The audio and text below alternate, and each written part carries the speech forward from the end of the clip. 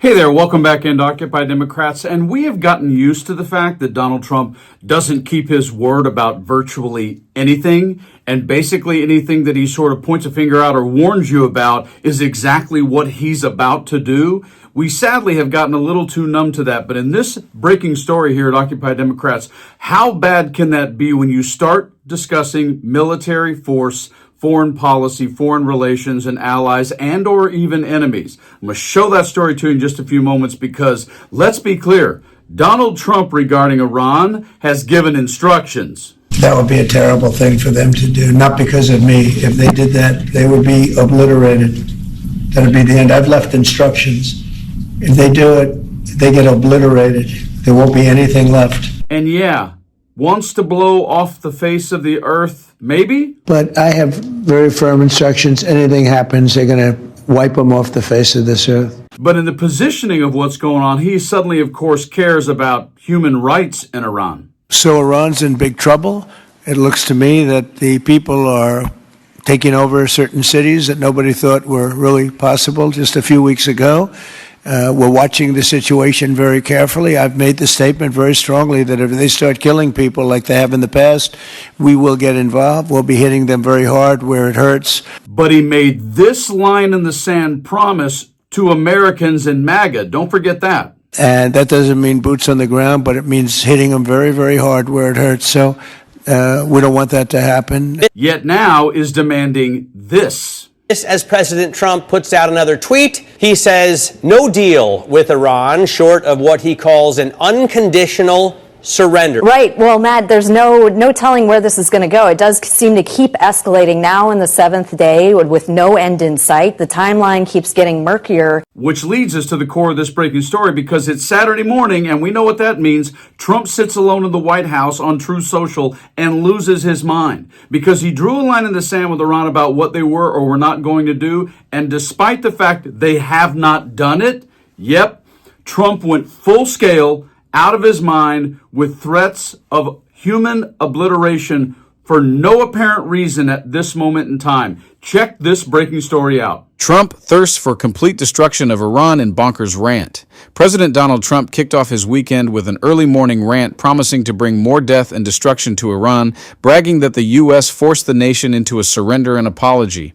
Iran, which is being beat to hell, has apologized and surrendered to its Middle East neighbors and promised that it will not shoot at them anymore. This promise was only made because of the relentless U.S. and Israeli attack, Trump said.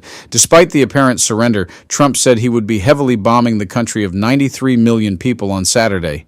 Today, Iran will be hit very hard, under serious consideration for complete destruction and certain death because of Iran's bad behavior are areas and groups of people that were not considered for targeting up until this moment in time. Thank you for your attention to this matter, the president said. Iranian President Masoud Pezeshkian had apologized earlier Saturday for launching retaliatory attacks across the Middle East in response to U.S.-Israeli strikes. He said that Iran would take all necessary measures to defend itself, as he vowed that the country would no longer retaliate against neighboring countries so long as it was not under attack from actions originating in those countries. I apologize to the neighboring countries that were attacked by Iran, Pezeshkian said in a speech broadcast by state TV. Trump also claimed, without providing any evidence, that he was receiving endless praise from other countries in the region for his operations in Iran. It is the first time that Iran has ever lost in thousands of years to surrounding Middle Eastern countries. They have said,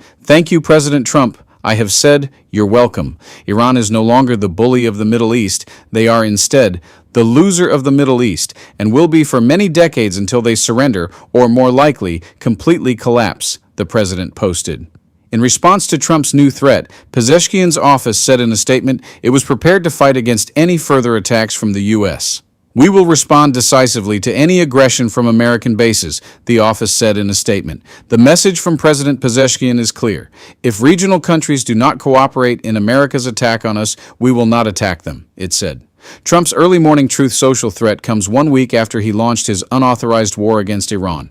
6 U.S. troops have died so far, and more than 1,300 Iranians have been killed. When asked earlier this week by Time magazine if Americans should be concerned about a potential strike in the U.S., Trump merely responded, "I guess."